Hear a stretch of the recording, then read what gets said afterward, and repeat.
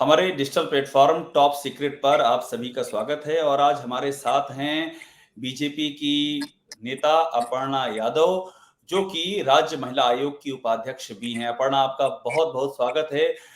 मैंने नया digital platform शुरू किया है टॉप सीक्रेट और इसकी टैग लाइन रखी इन्वेस्टिगेशन फॉर द नेशन। और अपर्णा, चूंकि जितना मैं अपर्णा यादव को जानता हूं वो बड़ा ही आउट ऑफ बॉक्स जाके सोचती हैं और उनकी जो रुचि का विषय है वो साहित्य भी है, संगीत भी है। तो आप इन्वेस्टिगेशन फॉर द नेशन का भाव समझ रही होंगी अपर्णा, कि राष्ट्र के हित में इन्वेस्टिगेशन यानी कि खोज परख रिपोर्टिंग करने का ये प्लेटफॉर्म है। अपर्णा, आपका बहुत स्वागत है इस पर। उपाध्याय जी, बहुत बहुत शुभकामनाएं देना चाहती हूँ। जो है आपका जो ये इन्वेस्टिगेशन फॉर द नेशन है, मैं आपको यही बोलूंगी कि आपने हमेशा राष्ट्र के लिए किसी की ना सुनते हुए, किसी के दबाव में ना आ करके हमेशा राष्ट्र सर्वोपरि की भावना से काम किया है।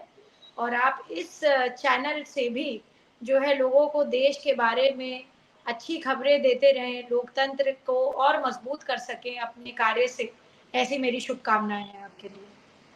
बहुत धन्यवाद अपर्णा। और ये वाकई यही हमारी इच्छा भी इस प्लेटफॉर्म पे आने के लिए कि हम कम से कम वो चीजें सामने रख सके जो अभी हम देखते हैं कि नहीं आ पा रही हैं, लेकिन उनकी आवश्यकता बहुत है। एक बात और अपर्णा, ये बताइएगा, मैंने जैसे अभी आपसे कहा, जितना मैं आपको जानता हूं, अपर्णा यादव नेता तो हैं, राजनीतिक पार्टी से जुड़ी हुई हैं, लेकिन अपर्णा की एक अपनी सांस्कृतिक दुनिया भी है। अपर्णा बहुत अच्छा गाती हैं, उनकी उनकी सामाजिक कार्यों में रुचि है। किस तरह का मीडिया अपर्णा आप चाहती हैं? आपके जहन में क्या तस्वीर है मीडिया की जो आप चाहती हैं, जिसकी आज के दौर में जरूरत है? मैं समझती हूँ उपाध्याय जी, मेरे पिताजी एक मीडिया के जगत में एक अच्छा उन्होंने अपना योगदान दिया है।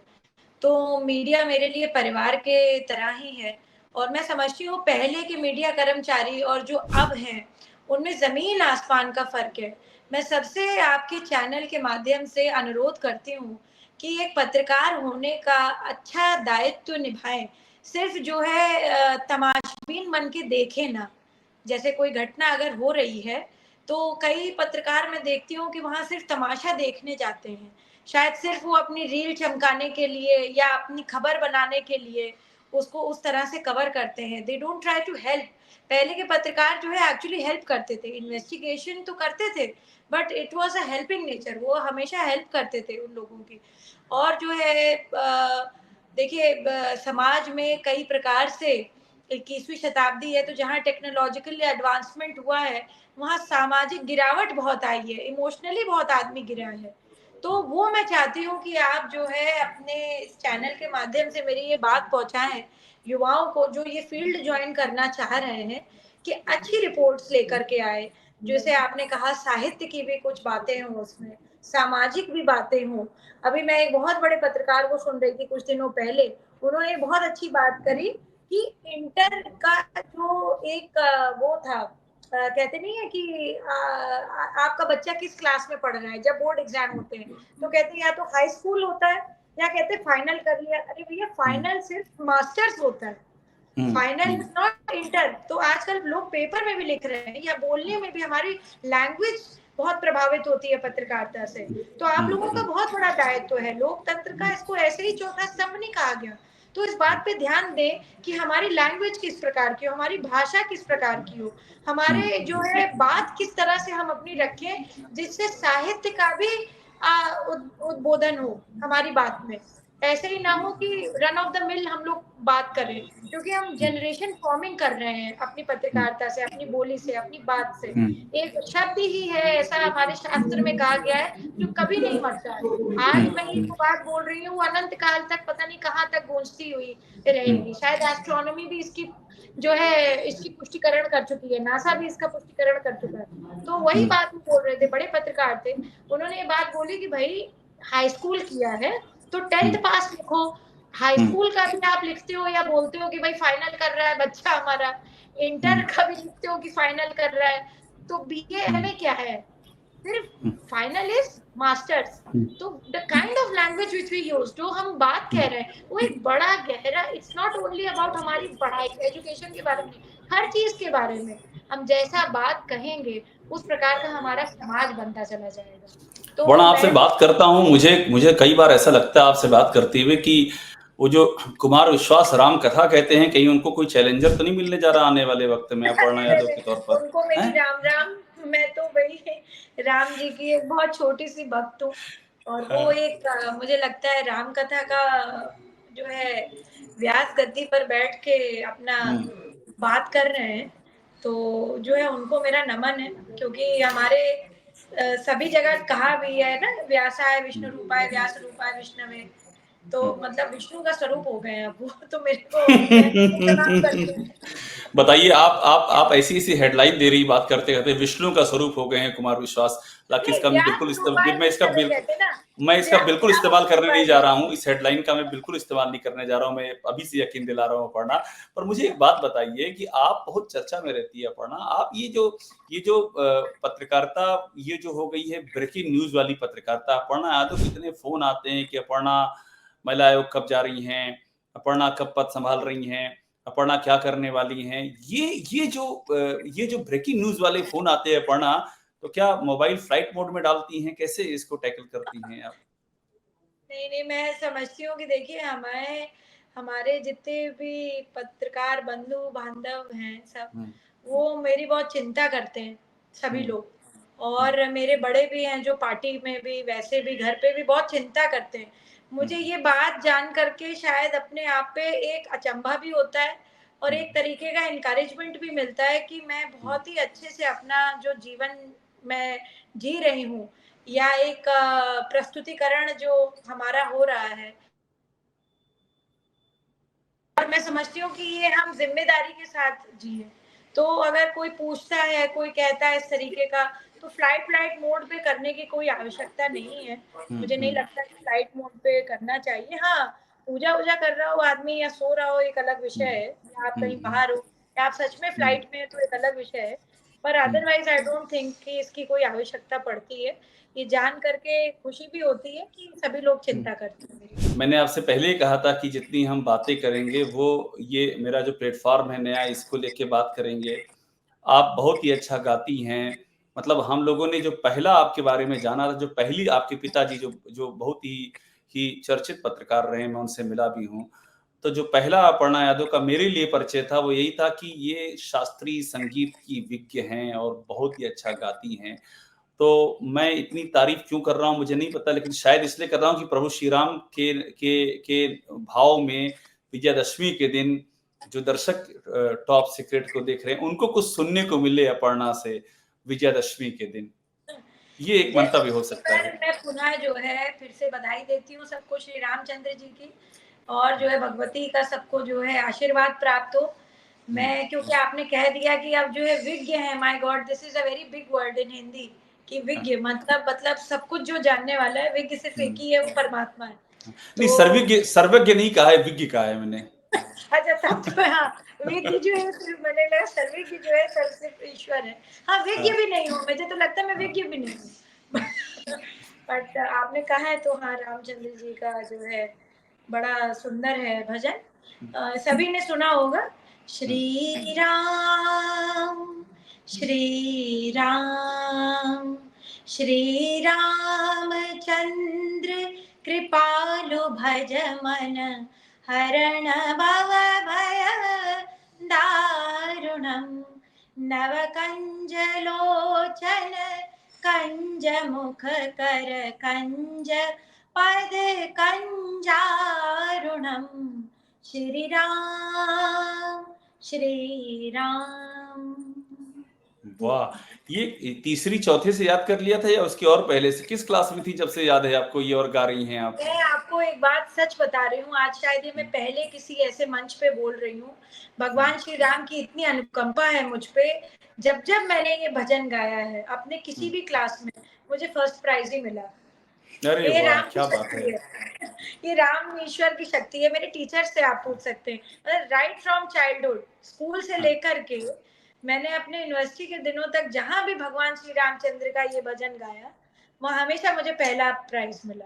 और ऐसा ही नहीं कि सिर्फ स्कूल में मिला, मुझे हाँ, इंटर स्कूल में भी मिला, इंटर यूनिवर्सिटी में भी मिला, आईआईटी के खड़गपुर से लेकर के अंतराग्नि होता है, आईआईटी का कानपुर का बहुत फेमस फेस्टिवल होता है ये, वहाँ सब अंतराग्नि जगह में अंतराग्नि फर्स्ट प्राइज में अंतराग्नि में मैंने कई डिबेट जीते हैं। अपर्णा, मेरे पास भी अंतराग्नि में डिबेट के सर्टिफिकेट है। मैं इलाहाबाद विश्वविद्यालय की ओर से गया था। वहां आप नहीं मिली ना, वरना पहला इंटरव्यू वहीं पे लेता, वो इतना लंबा गैप हो गया। लेकिन अंतराग्नि आपने याद दिलाया तो मुझे याद आ गया, वो दौर याद आ गया। अंतराग्नि में हम लोग यूनिवर्सिटी की ओर से पार्टिसिपेट करने जाते थे। जेपी को लेकर के बहुत इस समय यूपी में एक राजनीतिक विमर्श है। एक तरह समझ लीजिए कि हंगामा सा है। समाजवादी पार्टी के मुखिया अखिलेश यादव ने वहां पर जाने की कोशिश की तो वहां पर टीन लगा दिए गए, उनको जाने नहीं दिया गया। और एलडीए ने कहा कि वहां पर जीव जंतुओं का प्रकोप है, इसलिए जेड प्लस सिक्योरिटी वाले अखिलेश यादव का वहां आना उचित नहीं है। आपकी क्या समझ है इस मुद्दे पे, आप क्या कहना चाहेंगी? देखिए, सर्वप्रथम मैं ये कहूंगी, जयप्रकाश जी हमारे हृदय में वास करते हैं और दिलों में वास जो करता है उसको जो है किसी बात के मुझे नहीं लगता है कि आवश्यकता है आडंबर की। पहली बात, JP is a philosophy, JP is not only a person, सिर्फ एक लीडर नहीं रहे वो, उन्होंने पूरे समाज में एक बहुत बड़ा आचार विचार व्यवस्था का मतलब मुझे लगता है सबसे बड़ा उदाहरण प्रस्तुत किया।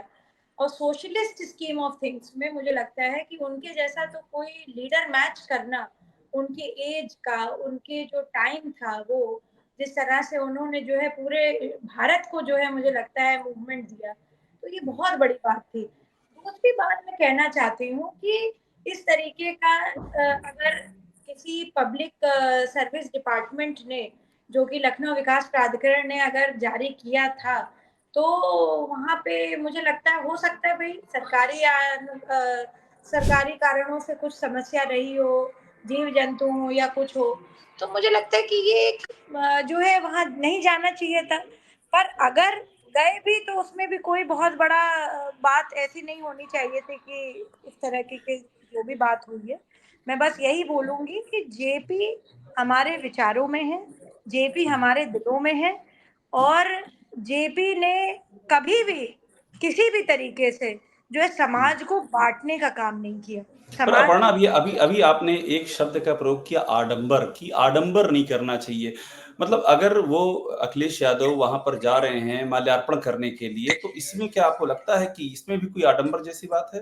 देखिए, अब वो करना चाहते थे, उनका भाई मन था तो वो करने के लिए जा रहे थे। पर अगर जेपी की जो है वो अपने यहाँ पर भी माल्यार्पण करते तो उसमें भी मुझे नहीं लगता है कि कोई दिक्कत है। भाई ये उनकी अपनी अपनी एक मत है, अपना एक विचार है उनका, अपने हृदय में उनको आया कि भाई नहीं, मुझे जा करके वहां पे जहाँ मूर्ति स्थापित है वहां करना चाहिए। देखिए, लोकतंत्र है, हम किसी को रोक नहीं सकते ऐसे।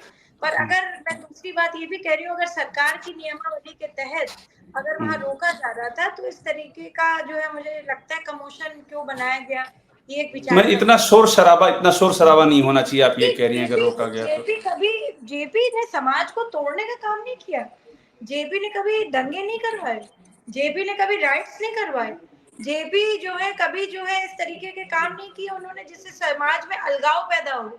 जेपी ने समाज की विचार को बदल दिया।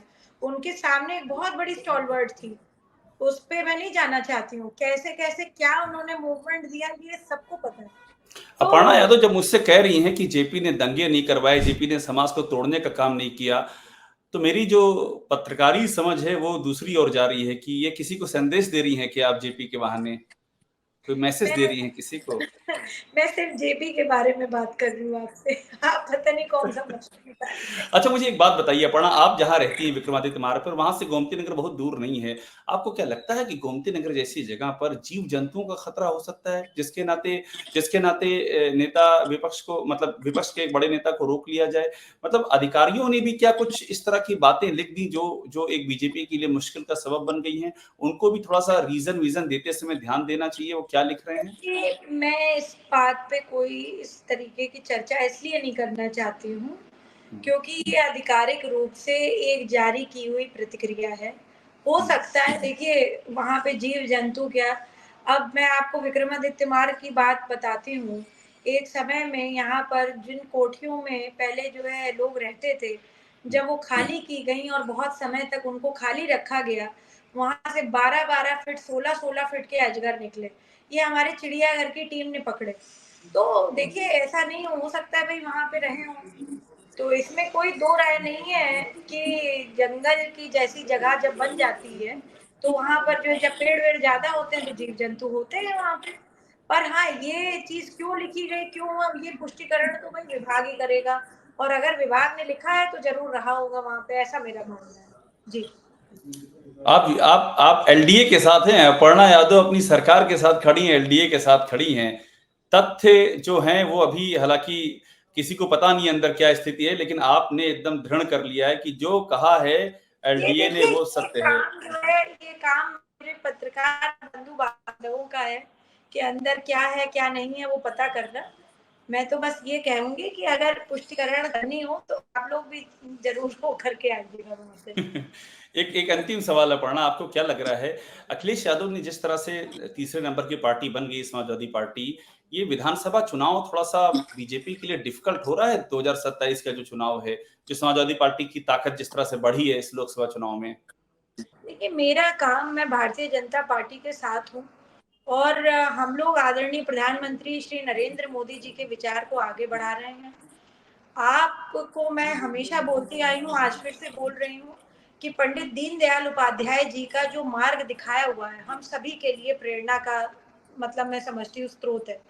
और उन्होंने जो अंत्योदय का जो एक मैं समझती हूँ कि अंत्योदय का एक जो लक्ष्य तय कर रखा है कि अंतिम व्यक्ति अंतिम पथ पर भी जो खड़ा है उसको भी प्रधानमंत्री जी अपने ऑफिस से देख रहे हैं। ये एक बहुत बड़ी बात है, इसको कर पाना अपने में एक बहुत बड़ा, मुझे लगता है it's a very big task. और एक आज अंतिम सवाल का जवाब दे दीजिए अपर्णा, बात खत्म करने से पहले। आप खुश तो हैं ना जो आपको जिम्मेदारी मिली है महिला आयोग की उपाध्यक्ष? बड़ी चर्चा थी कि अपर्णा यादव राज्यसभा जा सकती हैं, अपर्णा यादव विधानसभा जा सकती हैं, लोकसभा का चुनाव लड़ सकती हैं, उसके बाद महिला आयोग की आप उपाध्यक्ष बनी, आपने कुछ कहा नहीं इस मुद्दे पर, आज तक आप खामोश रही।